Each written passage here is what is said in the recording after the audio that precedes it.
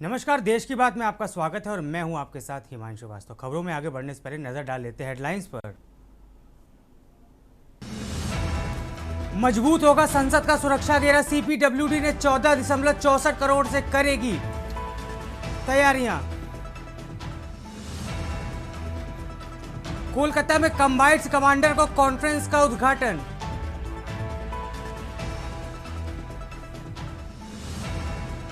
पंजाब के बाढ़ग्रस्त इलाकों में राहुल गांधी, अमृतसर में डूबी फसलें, टूटे घर, गुरदासपुर में किसानों से मिले राहुल गांधी।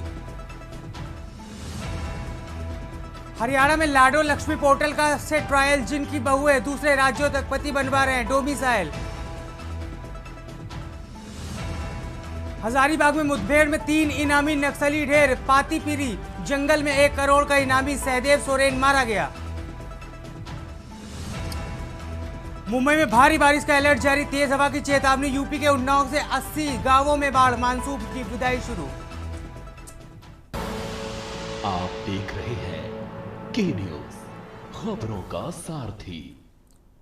अब रुक करते खबरों की ओर। फरीदाबाद में आए दिन निजी स्कूलों की मनमानी के मामले सामने आते रहते, कभी फीस बढ़ोतरी को लेकर तो कभी पेपरों में बच्चों को ना बैठने देने को लेकर। ऐसा ही एक मामला बल्लभगढ़ से मेन बाजार स्थित Agarwal public senior secondary school से सामने आया, जहां पर 10 मिनट लेट होने पर दर्जनों बच्चों को प्री एग्जाम में नहीं बैठने दिया गया और स्कूल प्रबंधन उन सभी बच्चों को स्कूल के बाहर रोड पर खड़ा कर दिया। वहीं आनंद फानन में गुस्साए बच्चों ने बल्लभगढ़ के मेन बाजार को जाम कर दिया, जिसके चलते बाजार में ट्रैफिक जाम हो गया। वहीं रोड की सूचना मिलते ही पुलिस मौके पर पहुंची और बच्चों से बात करके स्कूल प्रबंधन की बातचीत की। पुलिस की हस्तक्षेप के बाद बच्चों ने जाम खोला, बच्चों को पुनः स्कूल के अंदर ले जाकर प्री एग्जाम में बैठाला गया।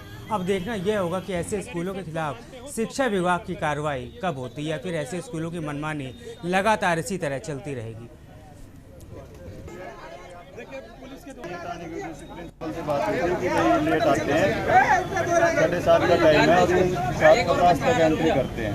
पहले भी बताया, पेरेंट्स को बताया हुआ है कि भाई लेट आते हैं, इनके पेरेंट्स को बताया हुआ है। सर एक मिनट आपकी उसके बाद आश्वासन ये दिया कि भाई सभी अपने टाइम से आए। कल से क्या मैं हम 1 मिनट लेट हुए, 7:30 को स्कूल में 7:31 पे हम यहाँ पे आ गए थे, लेकिन हमें स्कूल के अंदर एग्जाम देना। तो आपने बोला इसी विरोध में आपने रोड जाम किया है क्या? इसी विरोध में हमने रोड जाम किया है क्योंकि हमें कुछ तो उपाय चाहिए। या तो हमें स्कूल में एग्जाम दें या तो फिर हम यहाँ पे खड़े रहेंगे। हम क्या कर सकते हैं।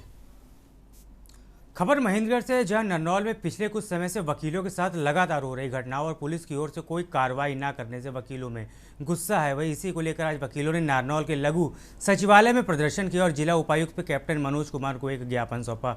बार एसोसिएशन के प्रधान ने बताया कि पिछले 6 महीनों से वकीलों के साथ 3 बड़ी घटनाएं हुई, जिनमें पुलिस ने कोई एक्शन नहीं लिया। इन घटनाओं से नाराज होकर वकीलों ने फैसला किया है कि वह पुलिस के खिलाफ असहयोग आंदोलन करेंगे। इसके तहत वह अदालतों में पुलिस के साथ जाना बंद कर देंगे और राजस्व अदालतों में भी काम वकीलों के द्वारा नहीं किया जाएगा। हमारी जिला की तरफ से एक विरोध प्रदर्शन के रूप में हम पूरे सभी वकील डीसी साहब को ज्ञापन दिया है। हमारी कुछ मांगे हैं। जिला पुलिस के खिलाफ पिछले मार्च से लेकर अब तक कुछ मामले ऐसे हुए हैं जिला प्रशासन नॉन कोऑपरेशन के साथ वकीलों के साथ कार्रवाई कर रही है। मेरे एक वकील के साथ 9 तारीख को 9/9/2025 को एसडीएम कोर्ट नारनौल में एक वकील साहब अपनी केस की पैरवी के लिए आते हैं, तो एक बंदा जो वकील साहब के खिलाफ भी नहीं है, जिसको जानते भी नहीं है, वो वकील साहब के साथ मारा पीटी करते हैं, उनके साथ खून आते हैं, नक्सीरी आती है। सेम डे हमने वकील साहब ने मुकदमे के लिए एप्लीकेशन दी जाती है, आज तक कोई पुलिस ने उसके खिलाफ कोई कार्रवाई नहीं। एसडीएम साहब की भरी कोर्टों में अगर ये होने लग गया तो मेरा वकील यहां काम नहीं कर सकता है। हमें सुरक्षा चाहिए, हमें समुचित कार्रवाई चाहिए। पुलिस प्रशासन पिछले 5 महीनों से लगातार ऐसी कार्रवाइयां करी है। मेरे एक वकील साहब के अप्रैल 2025 में वकील साहब के साथ छीना जब्ती होती है, मार पिटाई होती है, उसमें 18/8 को न्यायालय में वकील हमारी जिला पुलिस कहती है कि हमने आज तक डंप रिपोर्ट प्राप्त नहीं की है। जो पुलिस 4 महीने में कोल्ड डंप प्राप्त नहीं कर सकती, वो क्या न्याय करेगी। पंजाब के पटियाला जिले में हल्का स्नोर क्षेत्र में बाढ़ से किसानों की फसलें एक बार फिर से तबाह हो गई। पहले के आपदा का शिकार रहे इस क्षेत्र को लेकर अकाली दल के पूर्व विधायक हरविंदर पाल सिंह चंदू माजरा ने केंद्र और राज्य सरकारों से विशेष ध्यान देने की अपील की है। चंदू माजरा अपने साथियों के साथ पटियाला की डिप्टी कमिश्नर प्रीति यादव से मिले और क्षेत्र की स्थिति से उन्हें अवगत कराया। उन्होंने केंद्र सरकार पर निशाना साधते हुए कहा है कि अब तक बाढ़ प्रभावित इलाकों में केंद्र की टीमें निरीक्षण के लिए नहीं पहुंची। ऐसे में मुआवजा कब मिलेगा, यह बड़ा सवाल है। पूर्व विधायक ने स्पष्ट किया है कि किसानों को जल्द से जल्द उचित मुआवजा मिलना चाहिए ताकि उनकी आर्थिक स्थिति संभल सके। उन्होंने यह भी कहा है कि हल्का स्नोर को बार बार आपदा झेलने के कारण विशेष राहत की सख्त जरूरत है।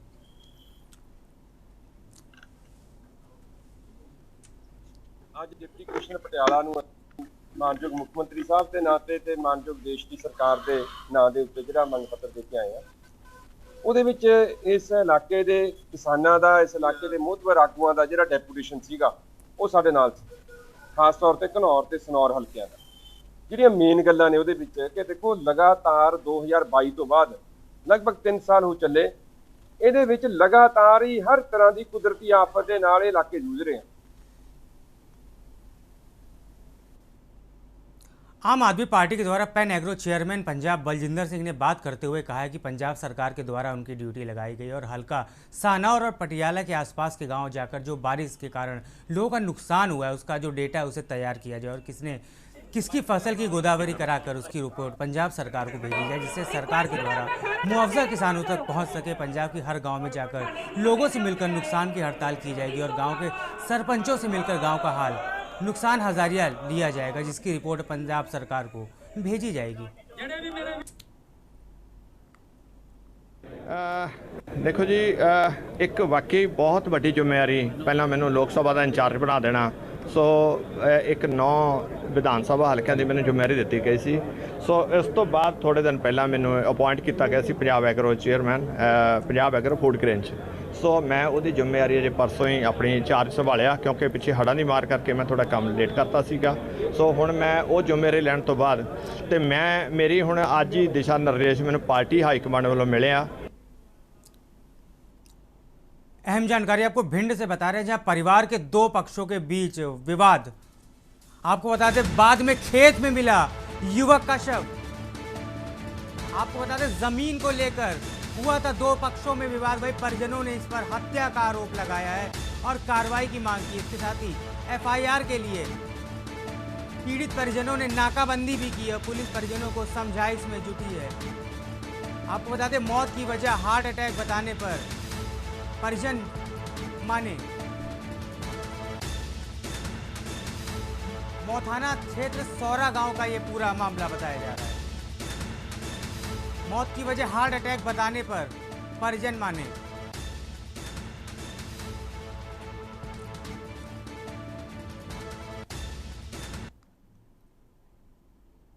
खबर छिंदवाड़ा से है, जहां बीती रात पांदोड़ा थाने में पदस्थ ASI सौरभ राजपूत की सड़क हादसे में मौत हो गई थी। जानलेवा साबित हुई सड़क दुर्घटना CCTV कैमरे में कैद होगी, जिसमें ASI सौरभ राजपूत चंदन गांव में फ़ोन पर बातें करते हुए दिखाई दे रहे। इसी दौरान एक तेज रफ्तार वाहन ASI को जोरदार टक्कर मारता है, जिसमें ASI उछल कर दूर जाते दिखाई देते हैं। बताया जाता है कि ज़मीन पर गिरते ही उनकी मौत हो गई।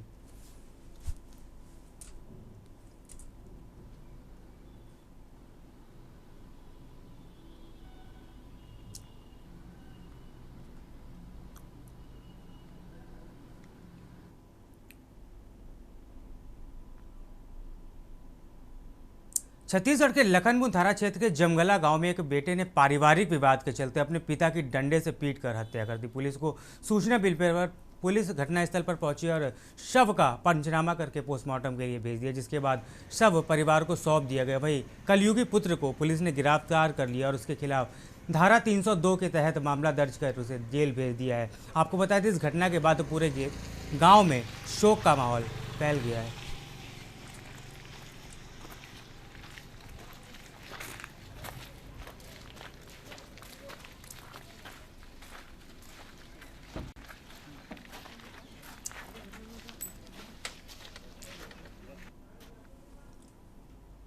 छत्तीसगढ़ भाजपा अनुसूचित जाति मोर्चा के नवनियुक्त प्रदेश अध्यक्ष सानम जागड़े के प्रथम बेमित्रा आगमन पर सिग्नल चौक पर भव्य स्वागत उनका किया गया। स्वागत समारोह में कैबिनेट मंत्री दयाल दास बघेल, विधायक दीपेश साहू, जिला अध्यक्ष अजय साहू समेत बड़ी संख्या में कार्यकर्ता और सतनामी समाज के लोग उपस्थित रहे।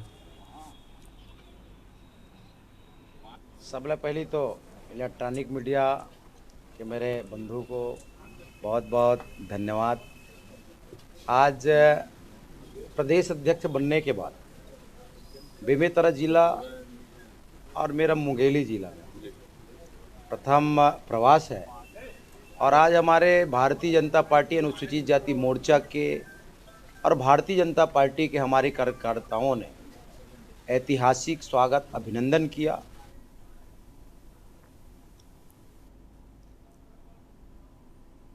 छत्तीसगढ़ की महिला एवं बाल विकास मंत्री लक्ष्मी रजवाड़े ने 2 दिवसीय कोरिया दौरे के दौरान बैठकपुर में स्थित कलेक्ट्रेट सभा कक्ष में जिले के अधिकारियों से समीक्षा बैठक के उपरांत प्रेस वार्ता आयोजित की। समीक्षा बैठक में पूर्व आज सुबह मंत्री लक्ष्मी राजवाड़े द्वारा बैकुंठपुर में स्थित बाल गृह और वृद्धाश्रम का औचक निरीक्षण भी किया गया, जहाँ की व्यवस्था से मंत्री लक्ष्मी रजवाड़े संतुष्ट नजर आई।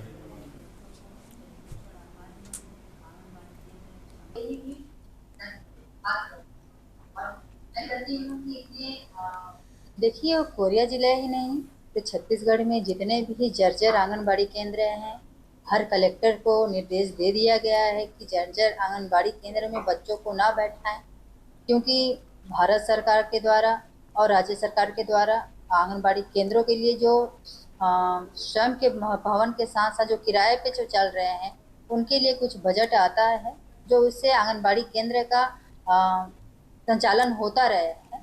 और जैसे ही वित्त से स्वीकृति मिलती है तो हम उस आधार पे आंगनबाड़ी केंद्र बनाते हैं। प्रधानमंत्री नरेंद्र मोदी आज बिहार के सीमांचल क्षेत्र का हवाई और रेल सेवाओं की बड़ी सौगात देने जा रहे हैं। पूर्णिया से अररिया गलगलिया के रेल लाइन का शुभारंभ किया जाएगा, जो क्षेत्रीय संपर्क को और मजबूत करेगा। साथ ही जोगबानी से पटना के लिए वंदे भारत एक्सप्रेस ट्रेन का डिजिटल माध्यम से हरी झंडी दिखाई जाएगी। इन परियोजनाओं से सीमांचल के लोगों को बेहतर परिवहन और सुविधा मिलेगी और क्षेत्रीय विकास को नई गति मिलेगी। तैयारियों को अंतिम रूप दे दिया गया और पूरे इलाके में उत्साह का माहौल है। अररिया जिले को बड़ा सौगात मिलने जा रहा है। भारत के प्रधानमंत्री श्री नरेंद्र मोदी के द्वारा आज अररिया को 2 बड़ी सौगात मिलने जा रही है। रेल की 2 बड़ी सौगात अररिया को मिलने जा रही है। एक मेरे पास वंदे भारत जो ट्रेन है उसकी सौगात फॉरबिसगंज से पटना के लिए मिलने जा रही है। वहीं नई rail line Araria to Galgalia की जो प्रोसेस चल रही थी, जो रेल लाइन बनकर तैयार हो गई है, वो आज शुभारंभ होने जा रहा है। और पूर्णिया से वर्चुअल माध्यम से इसे रेल परियोजना का जो है शुभारंभ प्रधानमंत्री नरेंद्र मोदी करेंगे। और आज यहाँ से अररिया जिले वासियों को बड़ा सौगात मिलने जा रहा है। हंसडीहा थाना परिसर में सोमवार को दुर्गा पूजा व विश्वकर्मा पूजा को लेकर शांति समिति की बैठक प्रखंड विकास पदाधिकारी व अंचल अधिकारी की अध्यक्षता में संपन्न हुई। बैठक में मुख्य रूप से विधायक देवेंद्र कुंवर, पुलिस इंस्पेक्टर विष्णुदेव पासवान, थाना प्रभारी ताराचंद्र मौजूद रहे, जिसमें दुर्गा पूजा समिति के नौनिहाट, हंसडीहा, पगवारा, कुरमाहाट, बनियारा, पुरमा के लाइसेंसधारी सहित लोग उपस्थित है। प्रशासन द्वारा सरकार के निर्देशों के अनुसार शांतिपूर्ण व सौहार्दपूर्ण वातावरण में बनाने की अपील के साथ ही समिति को पूजा पंडाल में सीसीटीवी कैमरे को लगाने और शांति व्यवस्था में वॉलेंटियर को रखने को कहा गया। साथ ही असामाजिक तत्वों की जानकारी को प्रशासन से साझा करने के लिए कहा गया। इसके अलावा अपने अपने निर्धारित समय पर मूर्ति पूजन करने और की बातें की गई। वहीं उपस्थित लोगों ने मेला के दौरान मुख्य सड़क पर दुर्घटना से बचने को लेकर वाहनों की धीमी गति से गुजारने व शराब की दुकान बंद रखने की मांग की है। यहाँ पे हंसिया थाना में सरिया थाना दोनों जगह शांति समिति का बैठक हुआ। यहाँ पे लोगों से अपील किया गया कि शांति के साथ हम लोग को इस त्यौहार को मनाना है और किसी तरह का डीजे वगैरह का प्रतिबंध के लिए बोला गया यहाँ पे। और कोई सोशल मीडिया पे किसी तरह का कोई सावे वाली जो बात है उसको सर्कुलेट नहीं होने देना है। इसी के साथ सर, शराब दुकान कितने दिन बंद है इस बार दुर्गा पूजा में? दुर्गा पूजा में शराब का जो बंदी है वो कितने दिन से और कितने पूजा से लागू है? ये तो थाना प्रशासन द्वारा इंश्योर किया गया। खबर हजारीबाग से, जहां डीजीपी अनुराग गुप्ता सोमवार को हजारीबाग पहुंचे। उस दौरान उन्होंने प्रेस कॉन्फ्रेंस आयोजित की और जवानों को सफलता की बधाई दी। उन्होंने कहा कि यह किसी की सफलता नहीं, ये सुरक्षा वालों की टीम वर्क की सफलता है। जो लोग इस ऑपरेशन को मॉनिटरिंग कर रहे थे और जो फील्ड में नक्सलियों से लोहा ले रहे थे, उन सभी को बधाई के पात्र। हम लोग के 2 जवान घायल हुए जिनका इलाज चल रहा है, वे अब खतरे से बाहर है। ये हार्डकोर नक्सली थे, ये बहुत बड़ी सफलता है। नक्सलियों के खिलाफ यह अभियान ऐसे ही जारी रहेगा। उसमें जो है ये संगठित अपराध के लिए अलग से धाराएं बनाई गई हैं जीएनएस में, और संगठित अपराध के संपत्तियों को जब्त करने की के पूरे प्रावधान भी है, और हम लोगों ने ये कार्रवाई शुरू भी कर दी है। सर एक चीज जो आज जल्दी इन लोगों के साथ आप एज ए बीएनएस के जो नए कानून बने हैं उसके संगठित अपराध के तौर पे ये लोग को आप देखते हैं या एक नक्सल क्षेत्र के रूप में? संगठित अपराध, क्रिमिनल 100% क्रिमिनल। भाई नक्सल, देखिए हम तो नक्सलवाद को हमेशा अपराध मानते थे, लेकिन इस कमरे में हो सकता है आप लोगों में भी ऐसे कुछ आज में बदलाव चाहते हैं। खबर हजारीबाग से, जहां पुलिस ने एक बड़े चोरी के गिरोह का पर्दाफाश किया। दारू अंचल के पुलिस निरीक्षक जगलाल मुंडा ने एक प्रेस कॉन्फ्रेंस कर बताया कि यह खुलासा दारू कांड संख्या 90/25 से संबंधित है। आपको बता दें यह मामला 4 सितंबर 2025 को एक महिला की शिकायत के आधार पर दर्ज किया गया था। शिकायत में अज्ञात चोरों के खिलाफ 305 बीएनएस भारतीय न्याय संस्था की धारा के तहत चोरी का आरोप लगाया गया था। पुलिस अधीक्षक हजारीबाग के निर्देश पर मामले को गंभीरता से देखते हुए एक विशेष टीम का गठन किया गया। इस टीम का नेतृत्व पुलिस निरीक्षक जगलाल मुंडा ने किया। टीम ने तेजी से कार्रवाई करते हुए चोरी के इस मामले में 3 आरोपियों को गिरफ्तार कर लिया है।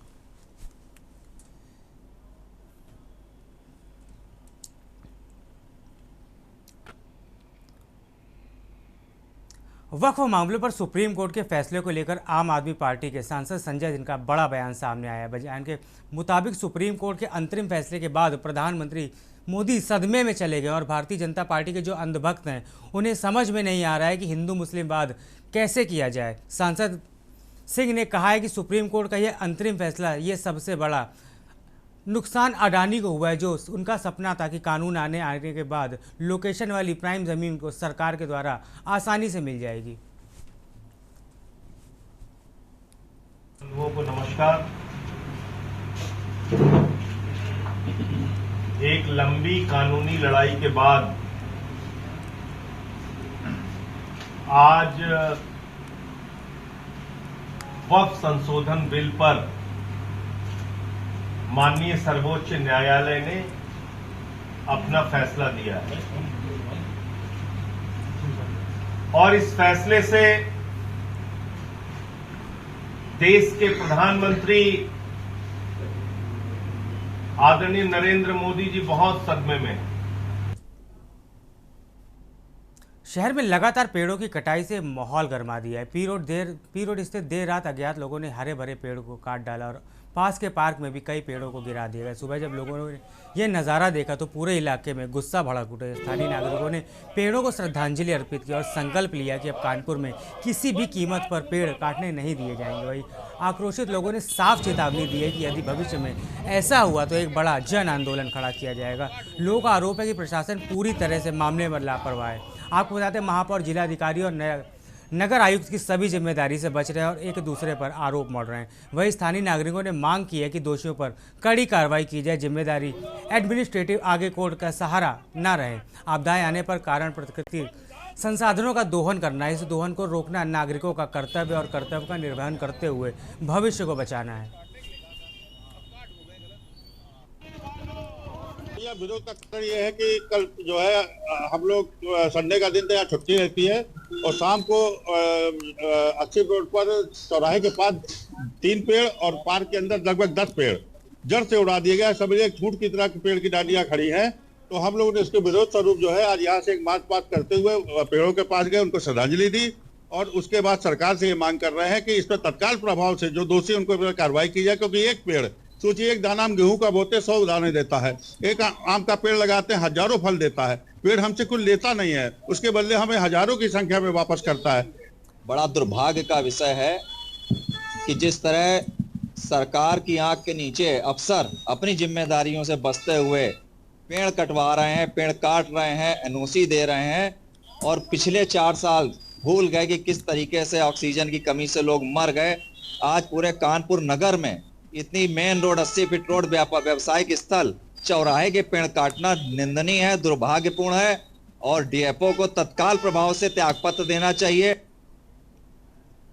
हमीरपुर जिला कारागार में विचाराधीन बंदी अनिल तिवारी की संदिग्ध मौत के बाद जेल प्रशासन पर गंभीर आरोप लगे। परिजनों ने दावा किया है कि अनिल को पीट कर मौत के घाट उतारा गया, जिसके निशान उसके शरीर पर साफ दिखाई दे रहे हैं। घटना का वीडियो भी वायरल किया जा रहा है। जेल प्रशासन ने मौत की वजह अचानक तबीयत बिगड़ना बताई थी, लेकिन पोस्टमार्टम हाउस में मृतक के शरीर पर गंभीर चोटों के नीले निशान देखकर परिजनों ने हंगामा किया। मृतक 11 सितंबर को कोर्ट में सरेंडर कर जेल गया था और सदर कोतवाली क्षेत्र सूरजपुर का निवासी है।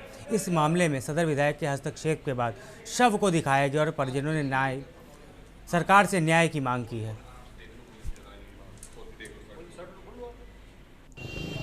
घटना जेल के अंदर मारा गया। जब ये परसों मिलाई करके बहू गई है तो बिल्कुल स्वस्थ था, कोई गड़बड़ नहीं था। अब इसके बाद इन्होंने क्या किया, मारा, पटों से मारा, पूरी बॉडी देखी। आज आप लोग यहाँ पोस्टमार्टम आए हैं, आपने शव देखा है, निशान है क्या कुछ? हाँ, निशान है सब, हर जगह, पीठ में, पट, इधर, हाथ में। क्या लगता है आप लोगों को? मारा है क्या लगता? अब वही अंदर जेल के अंदर मारा गया, क्या बाहर? कितनी तारीख को सरेंडर हुआ? ये 11। क्या कुछ तबीयत वगैरह खराब नहीं थी? कुछ नहीं। मेरे पति बृहस्पति को कोर्ट में हाजिर हो गए थे, उसके बाद बृहस्पति को आ गए हैं जेल। शुक्र को मैंने मिलाई की है और शनिवार को उनकी सुबह से हालत खराब थी। मेरा भाई वहाँ था 2-3 दिन पहले से ही, उसकी शनिवार को शाम में जमानत हुई है। तो उसने बताया मुझे कि दीदी भैया उनके जीजा जी की तबीयत बहुत खराब है, उनको संडे को तुम देखाओ। उसने जो भी वहाँ रहता है लीडर, उससे उसने बोला कि इसको घबराहट हो रही है, बाहर निकाल दो। तो उसने गाली दी और गाली देने के बाद वो कह रहा है कि अगर पटा से मारूंगा अगर कोई बाहर आ जाएगा उसको लेके। उसके बाद फिर हम इन लोग शनिवार से बीमार, न दिन में कुछ पता चला, न रात में पता चला, न संडे को 3-4 बजे ने फोन किया, बोला बॉडी ले जाओ। इसके पहले कोई वो नहीं किया और शनिवार से ये बीमार थे। जब हम इधर आए बॉडी देखने के लिए तो ये लोग दिखवा नहीं रहे थे, फोटो खींचने के लिए भी मना कर रहे थे। अमरोह के धनोरा थाना क्षेत्र के कला गांव में दबंगों ने विकलांग महिला के पति और देवर को लोहे की रॉड से बेरहमी से पीट दिया। मारपीट की घटना का लाइव वीडियो सोशल मीडिया पर वायरल हो रहा है, जिसमें दोनों गंभीर रूप से घायल हुए हैं, अस्पताल में भर्ती हैं। पुलिस ने मामूली धाराओं में मुकदमा दर्ज आरोपियों को छोड़ दिया, जो कि अब खुलेआम घूम रहे हैं और पीड़ित परिवार को जान से मारने की धमकी दे रहे। पीड़िता ने एसपी अमित कुमार आनंद से न्याय की गुहार लगाई। घटना के बाद गांव में भय का माहौल बना हुआ है।